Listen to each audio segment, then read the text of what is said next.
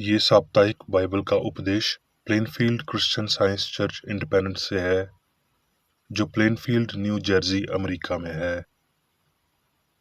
अधिक जानकारी के लिए कृपया हमारी वेबसाइट पर जाएं www.plainfieldcs.com। आपके ध्यान के लिए ये पाठ रविवार 31 अगस्त 2025 के लिए है। विषय मसीह यीशु। स्वर्णपथ यूहन्ना। हे बालकों, हम वचन और जुबान ही से नहीं पर काम और सत्य द्वारा भी प्रेम करें। उत्तरदायी ध्यान इफिसियों, गलातियों। इसलिए प्रिय बालकों के नियन परमेश्वर के सदृश बनो और प्रेम में चलो, जैसे मसीह ने भी तुमसे प्रेम किया और हमारे लिए अपने आप को सुखदायक सुगंध के लिए परमेश्वर के आगे भेंट करके बलिदान कर दिया, क्योंकि तुम सब उस विश्वास करने के द्वारा जो मसीह यीशु पर है परमेश्वर की संतान हो। और तुम में से जितनों ने मसीह में बपतिस्मा लिया है उन्होंने मसीह को पहन लिया है। अब ना कोई यहूदी रहा और ना यूनानी, ना कोई दास ना स्वतंत्र, ना कोई नर ना नारी, क्योंकि तुम सब मसीह यीशु में एक हो। पाठ उपदेश बाइबल में से यूहन्ना। हे बालकों, किसी के भरमाने में ना आना। जो धाम के काम करता है वही उसके नियन धार्मी है। राज्य सुलेमान यहोवा से प्रेम रखता था और अपने पिता दाऊद की विधियों पर चलता रहा। जबून में यहोवा ने रात को सपने के द्वारा सुलेमान को दर्शन देकर कहा, जो कुछ तू चाहे कि मैं तुझे दूं वो मांग। सुलेमान ने कहा, तू अपने दास मेरे पिता दाऊद पर अपनी बड़ी करुणा करता रहा, क्योंकि वो अपने को तेरे सामुख जानकर तेरे साथ सच्चाई और धर्म और मन की सिधाई से चलता रहा। और तूने यहाँ तक उस पर करुणा की थी कि उसे उसकी गद्दी पर बराजने वाला एक पुत्र दिया, जैसा कि आज वर्तमान है। और अब हे मेरे परमेश्वर यहोवा, तूने अपने दास को मेरे पिता के स्थान पर राजा किया है, परंतु मैं छोटा लड़का सा हूं जो भीतर बाहर आना जाना नहीं जानता। तू अपने दास को अपनी प्रजा के न्याय करने के लिए समझने की ऐसी शक्ति दे कि मैं भले बुरे को परख सकूं, क्योंकि कौन ऐसा है कि तेरी इतनी बड़ी प्रजा का न्याय कर सके। तब परमेश्वर ने उससे कहा, इसलिए कि तूने ये वरदान मांगा है, और ना तूने दीर्घायु और ना धन और ना अपने शत्रुओं का नाश मांगा है, बल्कि समझने के लिए विवेक का वरदान मांगा है। इसलिए सुन, मैं तेरे वचन के अनुसार करता हूँ, तुझे बुद्धि और विवेक से भरा मन देता हूँ, यहाँ तक कि तेरे सम्मान ना तो तुझसे पहले कभी कोई हुआ और ना बाद में कोई कभी होगा। सभोपदेशक। बुद्धिमान लड़का दारिद्र होने पर भी ऐसे बूढ़े और मूर्ख राजा से अधिक उत्तम है जो फिर सम्मति ग्रहण न करे। यूहन्ना। और यीशु मंदिर में सुलेमान के ओसारे में टहल रहा था। तब यहूदियों ने उसे आ घेरा और पूछा, तू हमारे मन को कब तक दुविधा में रखेगा? यदि तू मसीहा है तो हमसे साफ कह दे। यीशु ने उन्हें उत्तर दिया कि मैंने तुमसे कह दिया और तुम प्रतीति करते ही नहीं। जो काम मैं अपने पिता के नाम से करता हूँ वही मेरे गवाह हैं, परंतु तुम इसलिए प्रतीति नहीं करते कि मेरी भेड़ों में से नहीं हो। मेरी भेड़ें मेरा शब्द सुनती हैं और मैं उन्हें जानता हूँ, और वो मेरे पीछे पीछे चलती हैं, और मैं उन्हें अनंत जीवन देता हूँ, और वो कभी नाश न होंगी, और कोई उन्हें मेरे हाथ से छीन न लेगा। मेरा पिता जिसने उन्हें मुझको दिया है सबसे बड़ा है, और कोई उन्हें पिता के हाथ से छीन नहीं सकता। मैं और पिता एक हैं। मत्ती। इस पर उसने एक बालक को पास बुलाकर उनके बीच में खड़ा किया और कहा, मैं तुमसे सच कहता हूँ, यदि तुम ना फिरो और बालकों के समान ना बनो तो स्वर्ग के राज्य में प्रवेश करने नहीं पाओगे। जो कोई अपने आप को इस बालक के समान छोटा करेगा, वो स्वर्ग के राज्य में बड़ा होगा। और जो कोई मेरे नाम से ऐसे बालक को ग्रहण करता है, वो मुझे ग्रहण करता है। पर जो कोई इन छोटों में से जो मुझ पर विश्वास करते हैं एक को ठोकर खिलाए, उसके लिए भला होता कि बड़ी चक्की का पाट उसके गले में लटकाया जाता और वो गहरे समंदर में डुबोया जाता। देखो, तुम इन छोटों में से किसी को तुच्छ न जानना, क्योंकि मैं तुमसे कहता हूँ कि स्वर्ग में उनके दूत मेरे स्वर्गीय पिता का मुख सदा देखते हैं। क्योंकि मनुष्य का पुत्र खोए हुओं का उद्धार करने आया है। तुम क्या समझते हो, यदि किसी मनुष्य की 100 भेड़ें हों और उनमें से एक भटक जाए, तो क्या 99 को छोड़कर और पहाड़ों पर जाकर उस भटकी हुई को ना ढूंढेगा? और यदि ऐसा हो कि उसे पाए, तो मैं तुमसे सच कहता हूँ कि वो उन 99 भेड़ों के लिए जो भटकी नहीं थीं, इतना आनंद नहीं करेगा जितना कि इस भेड़ के लिए करेगा। ऐसे ही तुम्हारे पिता की जो स्वर्ग में है, ये इच्छा नहीं कि छोटों में से एक भी नाश हो। मत्ती।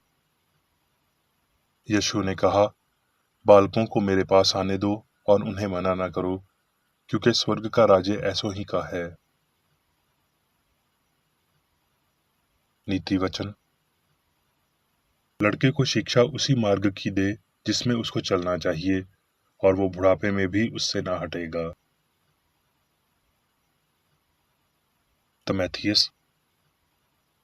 क्योंकि परमेश्वर की सिरजी हुई हर एक वास्तु अच्छी है, और कोई वास्तु अस्वीकार करने के योग्य नहीं है, पर ये कि धन्यवाद के साथ खाई जाए, क्योंकि परमेश्वर के वचन और प्रार्थना से शुद्ध हो जाती है।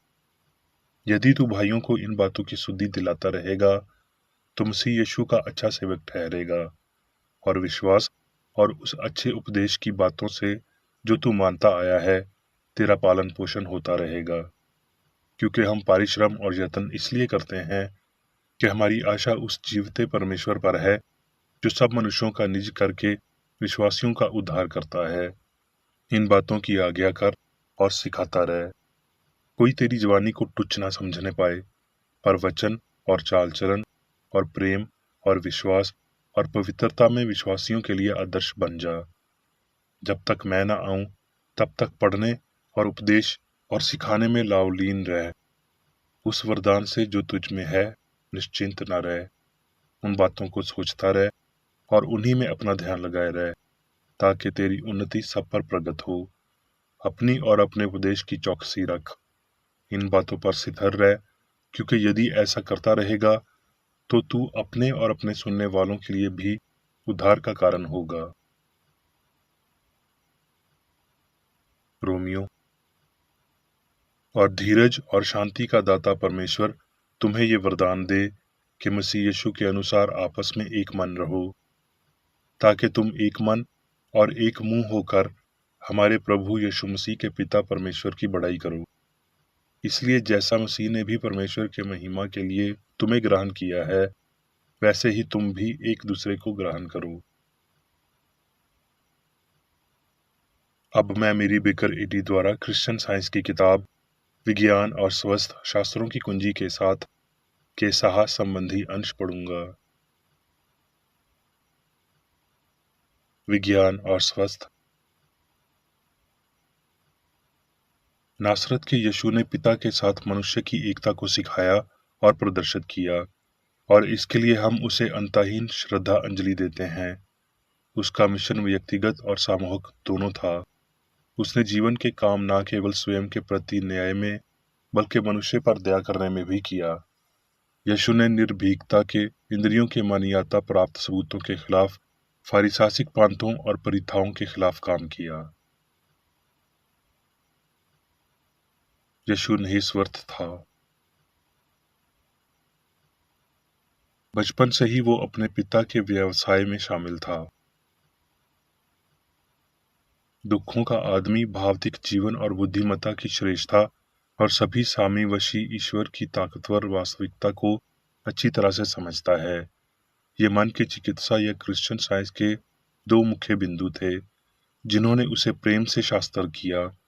ईश्वर की सर्वोच्च संसारिक प्रतिनिधि ईश्वरी शक्ति को प्रतिबिंबित करने की मानवीय क्षमता की बात करते हुए केवल अपने युग के लिए नहीं बल्कि सभी युगों के लिए अपने शिष्यों से कहा कि जो मुझ पर विश्वास करता है ये काम जो मैं करता हूँ वो भी करेगा, और विश्वास करने वालों में ये चिन्ह होंगे। अपने मानव जीवन के परिमाण के माध्यम से उसने दिव्य जीवन का प्रदर्शन किया। अपने शुद्ध स्नेह के आयन से उसने प्यार को परिभाषित किया। सत्य के मिलन के साथ उसने त्रुटि को समाप्त किया। इसे ना देखकर दुनिया ने उसकी धार्मिकता को स्वीकार नहीं किया, लेकिन पृथ्वी को सद्भाव प्राप्त हुआ जिसे उसके गौरवशाली उदाहरण ने पेश किया। उसके शिक्षण और उदाहरण का अनुसरण करने के लिए कौन तैयार है? सभी को जल्द से जल्द या बाद में खुद को मसीह में रखना चाहिए। भगवान का सही विचार। विज्ञान में मनुष्य आत्मा की संतान है। सुंदर, अच्छा और शुद्ध उसके वंश का गठन करते हैं। उसका मूल नश्वर की तरह पाश्विक वर्ती में नहीं है, और ना ही वो बुद्धि तक पहुंचने से पहले भौतिक परिस्थितियों से गुजरता है। आत्मा उसका मूल और होने के परम स्रोत है। परमेश्वर उसका पिता है और जीवन उसके होने का नियम है। ये संदेह करना नासमझी है कि यदि वास्तविकता ईश्वरीय सिद्धांत के साथ सामंजस्यपूर्ण है, यदि विज्ञान जब समझा और प्रदर्शित किया जाता है तो सभी कला को नष्ट कर देगा। चूंकि आप मानते हैं ईश्वर सर्वशक्तिमान है, इस आधार से ये इस प्रकार है कि अच्छे और इसके मधुर संगीतकारों में सर्वशक्ति होती है। क्रिश्चियन साइंस ठीक से समझ आने पर मानव मन को उन भौतिक मान्यताओं से वंचित कर देगा जो आध्यात्मिक तत्वों के विरोध युद्ध करती हैं, और सत्य की जगह बनाने के लिए इन भौतिक मान्यताओं का खंडन और बहिष्कार किया जाना चाहिए। आप पहले से भरे हुए बर्तन की सामग्री में कुछ नहीं डाल सकते। पदार्थ में वयस्कों के विश्वास को हिलाना देने के लिए और ईश्वर में विश्वास का एक बीज पैदा करने का प्रयास करने के लिए, अर्थात शरीर को सामंजस्यपूर्ण बनाने में आत्मा की क्षमता पैदा करने के लिए, लेखक ने अक्सर छोटे बच्चों के लिए हमारे मालिक के प्यार को याद किया है और इसे बहुत वास्तव माना कि स्वर्ग का राज्य उन्हीं का है। माता पिता को चाहिए कि वो जल्द से जल्द अपने बच्चों को स्वास्थ्य और पवित्रता के सत्य सिखाएं। बच्चे वयस्कों की तुलना में अधिक व्यवहार करने योग्य होते हैं, और वो सरल सत्यों से प्यार करना अधिक आसानी से सीखते हैं, जो उन्हें खुश और अच्छा बना देगा। यीशु छोटे बच्चों को गलत से आज़ादी और सही के प्रति ग्रहणशीलता के कारण प्यार करते थे, जबकि उम्र दो मतों के बीच रुक रही है या झूठी मान्यताओं से जूझ रही है। युवा सत्य की ओर आसान और तेजी से कदम बढ़ाता है। एक छोटी लड़की जो कभी कभार मेरी बातें सुनती थी, उसने अपनी उंगली को बुरी तरह जख्मी कर लिया। ऐसा लग रहा था कि उसने उसे नोटिस नहीं किया। इसके बारे में पूछे जाने पर उसने सरलता से उत्तर दिया, सामग्री में कोई सनसनी नहीं है। हंसती निगाहों से बंधे हुए उसने वर्तमान में कहा, मामा, मेरी उंगली थोड़ी खराब नहीं है। पदार्थ के जीवन में विश्वास के तेज अनुभव, साथ ही साथ हमारी निराशा और निरंतर व्यर्थ हमें थके हुए बच्चों की तरह दिव्य प्रेम की ओर मोड़ते हैं। तब हम जीवन को दिव्य विज्ञान में सीखना शुरू करते हैं। विनी की इस प्रक्रिया के बिना क्या तू खोज करके ईश्वर को ढूंढ सकता है? सत्य को स्वयं की गलती से छुटकारा देने के लिए इच्छा करना आसान है। मुर्दा लोग क्रिश्चियन साइंस की समझ की तलाश कर सकते हैं, लेकिन वो क्रिश्चियन साइंस से उनके लिए प्रयास के बिना तत्वों को चमकने में सक्षम नहीं होंगे। इस संघर्ष में हर तरह की त्रुटि का त्याग करने और कोई अनय चेतना नहीं बल्कि अच्छा होने का प्रयास शामिल है। प्रेम के उत्तम उदाहरणों के माध्यम से हमें धार्मिकता, शांति और पवित्रता की ओर अग्रसर होने में मदद मिलती है, जो विज्ञान के स्थल हैं। दिव्य विज्ञान में मनुष्य भगवान की सच्ची छवि है। मसीह यीशु में ईश्वरीय प्रकृति को सर्वश्रेष्ठ रूप से व्यक्त किया गया है, जिसने ईश्वर के दुखद प्रतिबिंब को नश्वर पर फेंक दिया और उनके जीवन को उनके कमजोर विचारों से ऊंचा उठा दिया। वो अनुमति देंगे विचार जो मनुष्य को प्रतीत, बीमार, पापी और मरने के रूप में प्रस्तुत करते हैं। वैज्ञानिक होने और दिव्य उपचार की मसीह की समझ में एक आदर्श सिद्धांत और विचार शामिल हैं, पूर्ण ईश्वर और पूर्ण मनुष्य विचार और प्रदर्शन के आधार के रूप में। यीशु के तथाकथित अनुयायी कब उसके सभी मार्गों में उसका अनुसरण करना और उसके महान कार्यों का अनुकरण करना सीखेंगे। ये संभव है।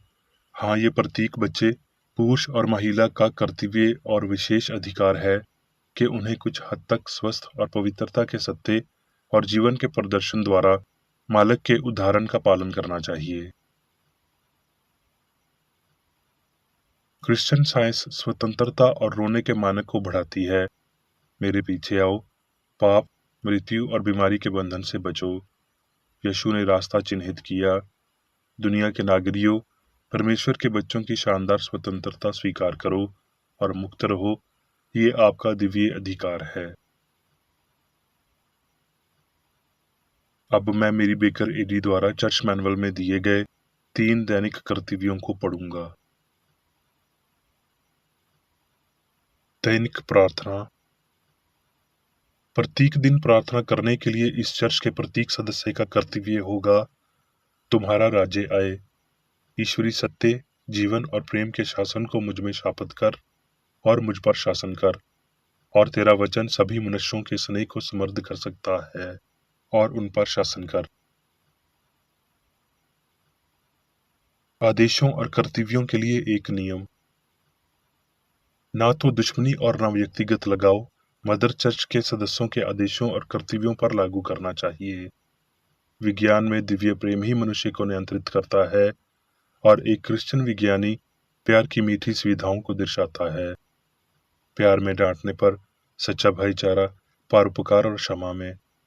इस चर्च के सदस्यों को प्रतिदिन ध्यान रखना चाहिए और सभी बुराई दूर करने, भविष्यवाणी, न्याय करने, निंदा करने, परामर्श देने, प्रभावित करने या गलत तरीके से प्रभावित होने से बचने के लिए प्रार्थना करनी चाहिए। कर्तव्य के प्रति सतर्कता। इस चर्च के प्रत्येक सदस्य का ये कर्तव्य होगा कि वो प्रतिदिन आक्रामक मानसिक सुझाव से बचाव करे और भूलकर भी ईश्वर, नेता और मानव जाति के प्रति अपने कर्तव्य की उपेक्षा नहीं करनी चाहिए। उनके कामों से उन्हें आंका जाएगा और वो उचित या निंदनीय होगा।